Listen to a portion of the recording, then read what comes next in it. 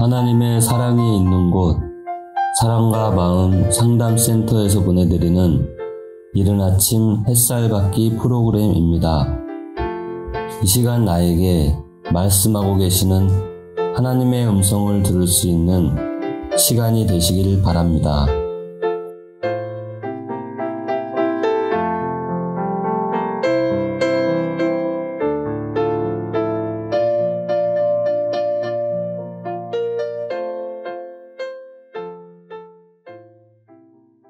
나는 십자가 증인으로 살아갈 자격이 있는가? 안녕하세요. 저는 이번에 한영신학대학원에 입학하게 된 이문진 집사입니다. 신학대학원에 입학하면서 어떤 동기로 지원하게 되었는지, 어떤 마음과 계획이 있는지 써보라고 하셨는데 참 난감했습니다. 저는 공부하기를 싫어하고 평가에 두려움이 있으며 안 가고 싶은 게으른 마음과 갈 수 없는 여러 가지 핑계를 만들고 있었지만 거부할 수 없는 이끌림에 입학 원서를 넣고 합격을 했습니다. 면접관이 지원 동기를 물어보면 뭐라고 하지요? 하자 목사님께서 십자가의 증인으로서 살 준비를 하라고 하셔서 지원한다고 하세요 라고 답을 알려주셨습니다. 증인, 어떤 사실을 증명하는 사람, 당사자가 아니면서 자기가 경험한 사실을 진술하는 사람, 사물이나 사람에 대하여 책임지고 틀림이 없음을 증명하는 사람. 제가 십자가의 증인으로 자격이 있을까요? 십자가의 사실을 모른다면, 십자가를 경험한 사실이 없다면 저는 증인으로 살고 싶어도 살 수가 없는 것이겠지요. 그러니 십자가 증인으로서의 삶은 참 두려운 일인 것 같습니다. 거짓으로 증거할 수 없으니까요. 목사님께서 증인될 삶을 위해 준비하라고 하신 일은 정말 두렵기도 하고 영광이며 감사한 일이 아닐 수 없습니다.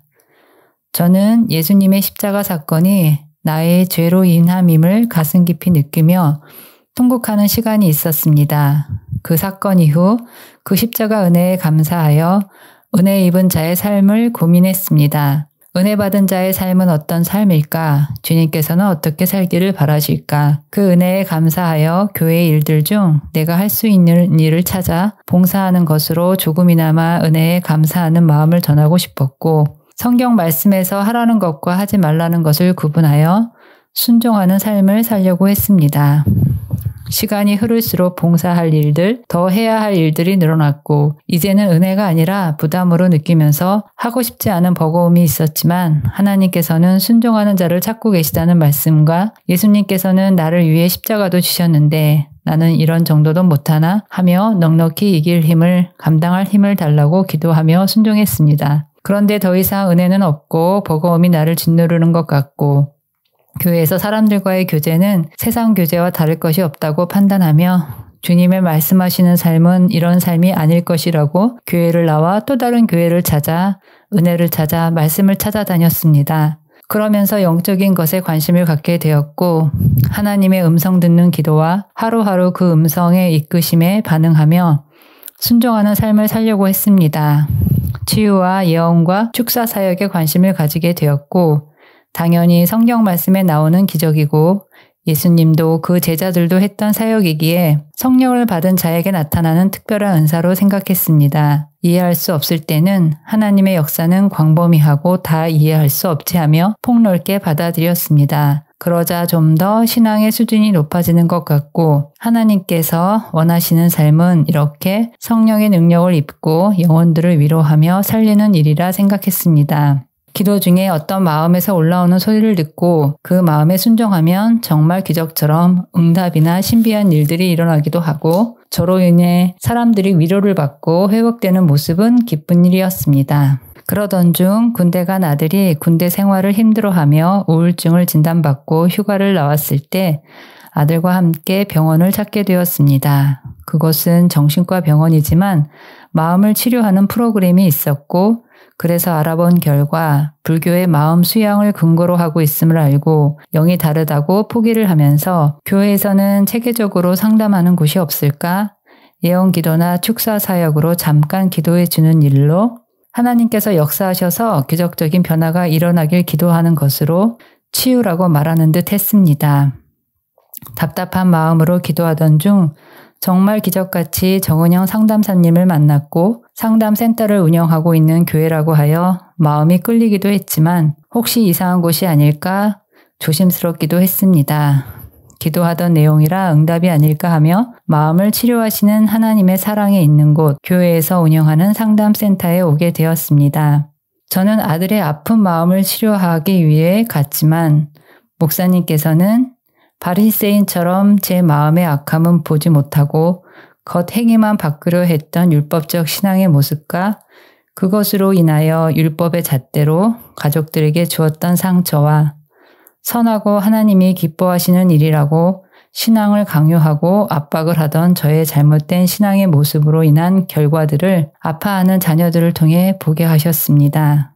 저의 세상적인 결핍을 채우기 위해 신앙의 모습으로 포장하여 하나님을 부르며 나의 탐심과 탐욕을 채우고자 했던 우상 숭배의 모습을 보게 하셨습니다. 나의 죄는 이미 해결받았다고 생각하며 십자가에서 멀어져 영적인 무엇인가를 추구하는 미혹된 상태를 알게 하셨습니다.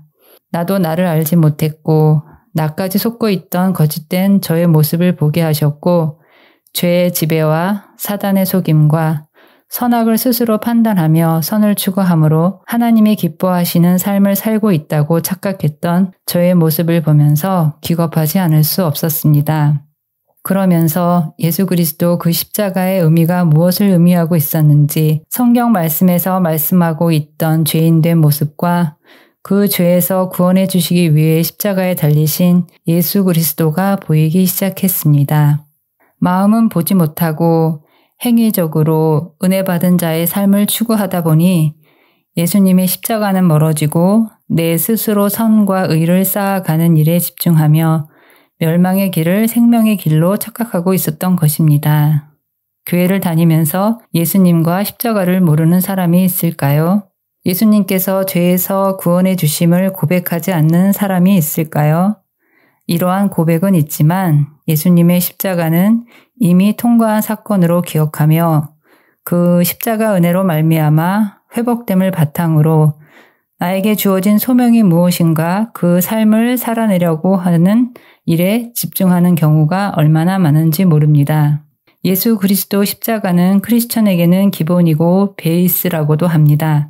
맞는 말 같지만 십자가 사건은 나의 삶의 전부이며 이미 지나간 일이 아니라 매일의 사건, 아니 매 순간의 사건입니다. 십자가를 믿는 믿음의 의, 예수 그리스도 그분만이 주실 수 있는 생명나무 열매를 일용할 양식으로 먹지 않는다면 나는 여지없이 스스로 내가 먹을 것을 찾아 반드시 죽음으로 가는 선악과 나무 열매를 먹고 있습니다. 저는 그 선악과 나무 열매를 먹고 그 선악과의 열매를 다른 사람들에게 주어 함께 멸망으로 인도하던 자였습니다. 이제 예수님의 생명 되시는 그분을 믿는 믿음의 열매, 생명나무의 열매를 먹고 그 열매를 맺어 다른 사람에게 생명을 나누는 자로 변화되게 해주셨습니다. 하나님께서 저에게 원하시는 삶은 어떤 삶일까요?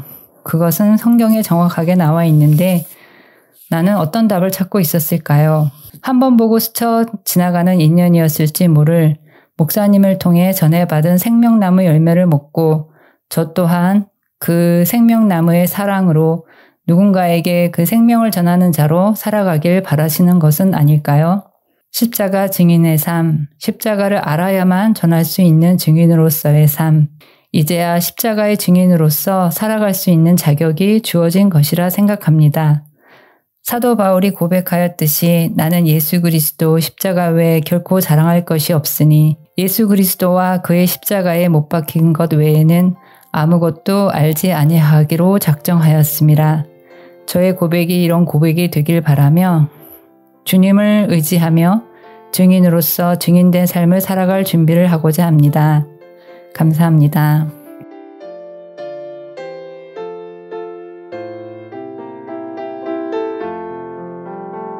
지금까지 사랑과 마음 상담센터에서 보내드리는 이른 아침 햇살 받기 프로그램이었습니다.